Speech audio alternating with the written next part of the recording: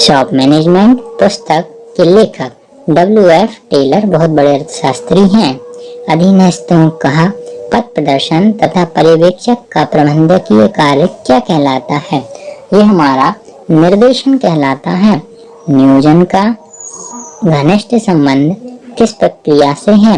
यह हमारा बौद्धिक प्रक्रिया से है। सिद्धांत सत्य का एक आधारभूत व्यक्तित्व होता है जो विचार का कार्यक्रम का मार्गदर्शन करता है। यह कथन किसका है? यह कथन जॉर्ज आर टेरी का है। एक बिजनेस कंपनी द्वारा इंटरनेट के माध्यम से उत्पादनों का प्रचार करना क्या कहलाएगा? ऑनलाइन विपणन इसको कहा जाएगा। शक्ति का अधीनस्थों में विभाजन क्या कहलाता है? शक्ति को पृथक्करण करना कहलाता है। प्रशिक्षण का संबंध किससे है? प्रशिक्षण का संबंध किसी विशिष्ट कार्य के ज्ञान से है। संगठन के मुख्य फैसले किसके द्वारा लिए जाते हैं? तो यह हमारे शीर्ष प्रबंधन के द्वारा संगठन के मुख्य फैसले लिए जाते। नियंत्रण प्रबंध का कौन सा कार्य है? तो नियंत्रण प्रबंध का अंतिम कार्य है। टाइपिस्ट पद के लिए टाइपिंग की गति का परीक्षा लेना भर्ती की कौन सी प्रक्रिया है? तो यह एक विशिष्ट योग्यता का परीक्षण लेना कहलाएगा। नेता द्वारा प्रतिनिधित्व किए जाने वाले समूह के अन्य सदस्य क्या कहे जाते हैं? यह उनके अनुयायी कहे जाते हैं। महाजन और साहूकार कौन सी मुद्रा में प्रमुख अंग हैं? यह हमारे असंगठित कहलाएंगे। श्रमिकों को उत्साह के साथ कार्य करने के लिए प्रेरित करना क्या कहलाता है? तो यह हमारा अभिप्रेरणा कहलाएगा। निष्पादन की माप के लिए किस मापदंड का सहारा लिया जाता है? यह हमारे कार्यमान का सहारा लिया जाता है। जब कंपनी की आय निश्चित हो तथा उसका पूर्वानुमान लगाना कठिन हो तो कौन से अंशों का निर्गमन करना चाहिए? तो हमें साधारण अंशों का निर्गमन करना चाहिए। तुलन पत्र या बैलेंस शीट में ख्याति को किस तरह से प्रकट किया जाता है? अमूर्त परिसंपत्ति के रूप में ख्याति को हम विभक्त करते हैं। निजीकरण किसका उपाय है? तो निजीकरण सार्वजनिक क्षेत्र के उद्योगों का विनिवेश है। संविच्छेद विश्लेषण क्या है? यह एक नियंत्रण तकनीक है। गैर वित्तीय प्रेरणा कैसी होती है? गैर वित्तीय प्रेरणा मानसिक होती है। नेतृत्व किसका स्रोत है? नेतृत्व अभिप्रेरणा का स्रोत है। नियोजन नियंत्रण का कौन सा पक्ष है? तो नियोजन नियंत्रण का व्यवहारिक पक्ष है। जब एक ही स्तर पर कार्यरत अधिकारियों के मध्य सूचनाओं का विनिमय होता है तो कौन सा संप्रेषण है? तो यह हमारा समतल संप्रेषण कहलाएगा। आर्थिक स्थिति एवं व्यापारिक परिणामों से अवगत कराने वाले विवरण पत्र को क्या कहा जाता है? तो इसको हम वित्तीय विवरण कहते हैं। चयन प्रक्रिया का अंतिम चरण किसे कहा जाता है? चयन प्रक्रिया का अंतिम चरण प्रत्यादेश को कहा जाता है। उपक्रम स्तर पर प्रशासनिक प्रबंधन का विकास किसने किया? तो हेनरी फ्योल ने इसका विकास किया। 2 या 2 से अधिक व्यक्तियों के मध्य तथ्यों, विचारों, संपत्ति तथा भावनाओं के विनिमय क्या कहलाता है? तो ये हमारा संप्रेषण कहलाता है। उपक्रम के सभी कार्यों में कर्मचारियों का सहयोग प्राप्त करना क्या कहलाता है? यह हमारा सहभागिता। प्रशिक्षण अवधि में प्रशिक्षु को क्या प्राप्त होता है? मतलब इसको अप्रेंटिस प्राप्त होती है। माल सूची किस प्रकार की परिसंपत्ति है? यह हमारी चालू परिसंपत्ति है। पूंजीवादी और समाजवादी के मध्य कौन सी अर्थव्यवस्था होती है?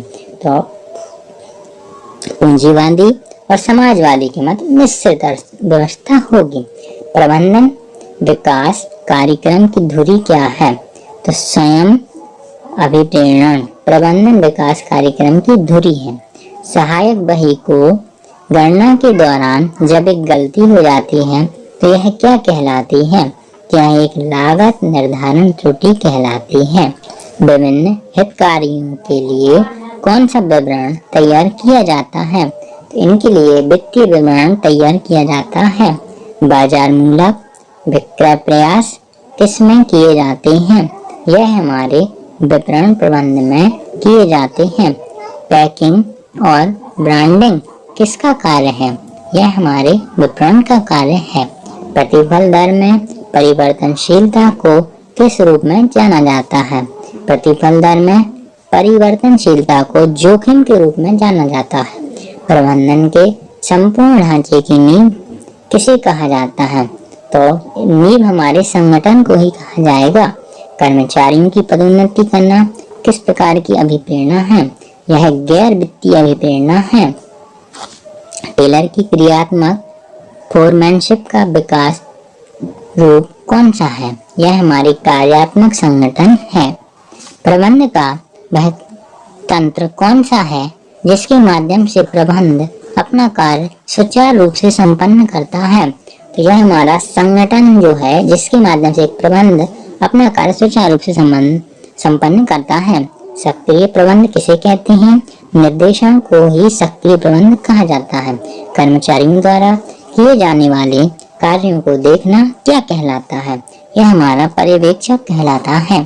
टेलर ने क्रियात्मक संगठन के लिए कुल कितने नायकों की नियुक्ति पर बल दिया? इन्होंने 5 नायकों की नियुक्ति पर बल दिया था। पारस्परिक सामाजिक संबंधों के कारण किस प्रकार के संगठन की उत्पत्ति होती है? तो अनौपचारिक संगठन की उत्पत्ति होती है। जहाँ कार्य पर खतरा अधिक होता है, वहाँ प्रशिक्षण हेतु अपनाई जाने वाली विधि कौन सी है? तो वहाँ पर प्रकोष्ठ प्रशिक्षण विधि को अपनाया जाता है। यह कार्य देखना किसका कार्य है? ये कार्य योजना के अनुरूप चल रहा है या नहीं, यह हमारा नियंत्रण का रूप है।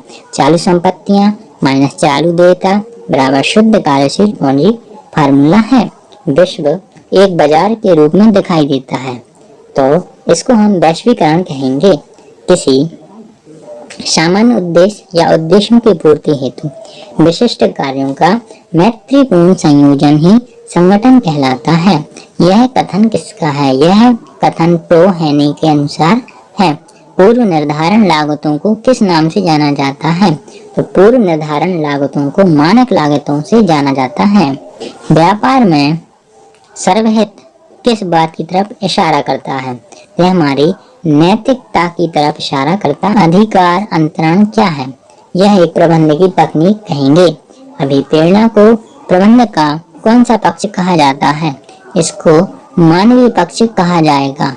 विपणन विचार प्रबंध का वह दर्शन है जो विपणन क्रियाओं को मार्गदर्शन करता है। यह किसका कथन है? यह वेटफील्ड का कथन है। मानव शक्ति की आवश्यकता का अनुमान लगाना प्रबंध के किस कार्य के अंतर्गत आता है? यह प्रबंध के नियोजन के कार्य के अंतर्गत आएगा। प्रबंध प्रत्येक व्यवसाय का गत्यात्मक जीवनदायी तत्व है। कथन किसका है? यह कथन पीटर ड्रकर का है। प्रबंध के सबसे निचले स्तर को क्या कहा जाता है? प्रथम श्रेणी प्रबंधक या पर्यवेक्षक प्रबंधक सबसे निचले स्तर को कहा जाता है। नीतियों का क्रियान्वयन करने वाला तंत्र कौन सा है? तो यह हमारा संगठन ही तंत्र है। जहाँ पर अधिक अधिकारों की बात होती, वहाँ पर कौन सा प्रबंध आता है? वहाँ पर हमारा उच्च प्रबंध आता है। प्रबंध कैसी प्रतिभा है? प्रबंध एक जन्मजात एवं अर्जित प्रतिभा है। प्रबंध वही है जो प्रबंधक कार्य करता है। किसका कथन है? यह लुइस एलन का कथन है। समामेलन से पूर्व की हानि कहाँ डेबिट की जाती है?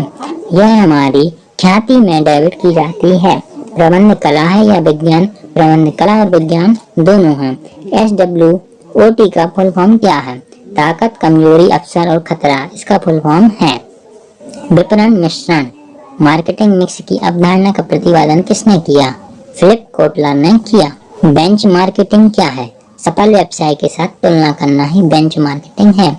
जब सहायक बही की गणना के दौरान कोई गलती होती है तो उसे क्या कहा जाता है? तो उसे एरर ऑफ कॉस्टिंग कहा जाता है। औपचारिक संगठन में अनौपचारिक संप्रेषण जाना जाता है। अंगूरी लता के रूप में नियोजन होता है। भविष्य के लिए विभिन्न निर्णय विभिन्न विकल्पों के मध्य चयन है। यह कथन किसका है? यह कथन पीटर एफ ड्रकर का है। निर्णय के संदर्भ में निम्न में से क्या सही है? निर्णय नियोक्ता का अंग है। नियोजन मार्ग की सबसे बड़ी समस्या है। यह भावी परिस्थितियों की अनिश्चितता है। नियोजन की प्रक्रिया किसके निर्धारण के साथ शुरू होती है? यह लक्ष्य एवं उद्देश्य के निर्धारण के साथ शुरू होती है। कार्यात्मक संगठन का क्या अर्थ है? यह विभागीकरण के आधार पर कार्यों की प्रकृति। कौन सा कुशल प्रबंधन का आधार है? तो यह हमारा निर्णयन ही कुशल प्रबंधन का आधार है। नियोजन का आधार क्या होता है? नियोजन का आधार पूर्वानुमान लगाना होता है। प्रबंध के कार्यों में कौन सा कार्य प्रबंध का हृदय कहा जाता है? यह नियोजन ही प्रबंध का हृदय कहा जाता है। समादेश की एकता का क्या अर्थ है? समादेश की एकता का अर्थ अधीनस्थ का केवल एक अधिकारी के प्रति उत्तरदायित्व ही अर्थ है। क्रियाओं को विभिन्न स्तरों में विभाजित करना क्या कहलाता है? यह पद सोपान प्रक्रिया कहलाता है। प्रबंध के सिद्धांत के अंतर्गत अंगूठा छाप के प्रतिस्थापन पर बल दिया जाता है। यह हमारे वैज्ञानिक प्रबंध के सिद्धांत के अनुसार नीति निर्धारण किसका भाग है? यह हमारे नियोजन का भाग है। संगठन का सबसे लोकप्रिय प्रारूप क्या है? हमारा समिति संगठन या स्टाफ। प्रशिक्षण किसमें वृद्धि करता है? ज्ञान, अनुभव और कौशल में यह हमारा वृद्धि करता है।